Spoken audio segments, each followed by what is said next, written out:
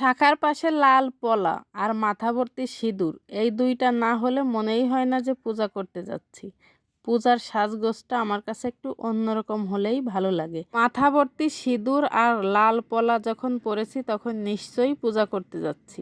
হ্যাঁ, আমরা আজকে 3 বোন মিলে ভাইদের মঙ্গলের জন্য পূজা করব। আগের দিন একটা পোস্ট দিয়ে আপনাদের সঙ্গে শেয়ার করেছি আমি কোন ভাইদের জন্য পূজা করতে যাচ্ছি। কারণ অনেকেই জানেন যে আমরা হচ্ছে 3 বোন, তাহলে ভাই আসলো কোথা থেকে?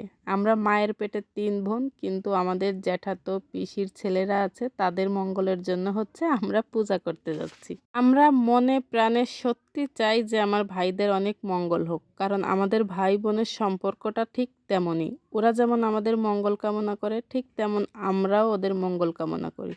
কখনো ওরা আমাদের বুঝতেই দেয় না যে আমাদের নিজের কোনো ভাই নেই। সকল বিপদ আপদ, সুখ দুঃখ সব কিছুই আমরা ওদের সাথে ভাগাভাগি করে নিই। এমনও আছে না বলতেই ওরা অনেক কিছু বুঝে আমাদের করে দেয়। প্রতিটি মানুষই কিন্তু বুঝতে পারে কে কাকে ভালোবাসে, কে কার মঙ্গল চায়, আর সেটা আমরাও ঠিকই বুঝতে পারি যে আমার ভাইরা আমাদের কতটা মঙ্গল চায়। যারা আমাদের মঙ্গল চায় নিশ্চয়ই আমরাও তাদের মঙ্গল কামনায় একটু ঠাকুরের সামনে গিয়ে হাত জোর করতে পারি।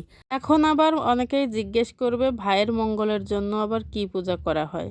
বর্তমানে কিন্তু সব জায়গায় এই পূজাটা করা হচ্ছে। মানুষ একটা কথা বলে ভক্তিতে মুক্তি, তর্ক করলে অনেক কিছুই করা যায়। ওই যে একটা কথা আছে না, ভক্তিতে মুক্তি মেলে আর তর্ক করলেও তর্ক বাড়ে। তো এই পূজার নিয়ম শুনে কেউ আবার বেশি তর্ক বিতর্ক করবেন না। পূজাটার নিয়ম হচ্ছে ভাইয়ের কাছ থেকে একটা নতুন কাপড় আনতে হবে, আর আপনি অন্যের কাছ থেকে সাহায্য নিয়ে হচ্ছে এই পূজাটা করবেন। নিজের পকেট থেকে কোনো টাকা পয়সা বা কোনো কিছু দিয়ে পূজাটা করার কোনো নিয়ম নেই। আর এই যে দেখেন আমরা সবাই মিলে এই পূজাটা করছি।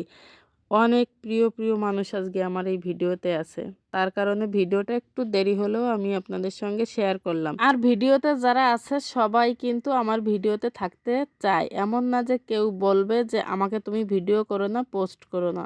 বরং এর আগে একদিন একটা ভিডিও পোস্ট করেছি, আমার এই দিদিটা আমার ভিডিওতে ছিল না।